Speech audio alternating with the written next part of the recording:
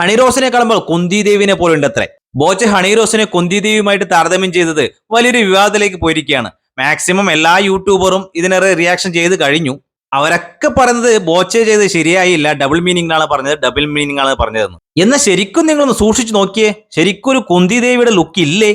ഇല്ലെങ്കിൽ മഹാഭാരതത്തിലെ കുന്തി ദേവിയുടെ സീൻ എടുത്ത് നോക്കി യൂട്യൂബിൽ ഇപ്പോഴും അവൈലബിൾ ആണ്. ഒരു ചെറിയ കട്ട് ഉണ്ട് ഹണിറോസിനും ആ കുന്തി ദേവിക്കും.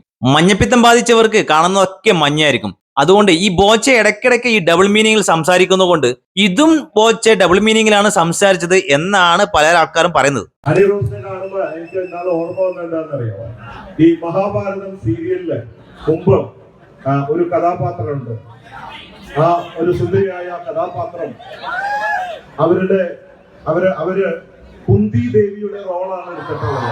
ഒരാൾ ഇങ്ങനെ സംസാരിക്കുന്ന ആളാണെങ്കിൽ എല്ലായ്പ്പോഴും അങ്ങനെ സംസാരിക്കണമെന്നുമില്ല. നിങ്ങളുടെ അഭിപ്രായം എന്താണെന്ന് കമന്റ് ചെയ്യുക.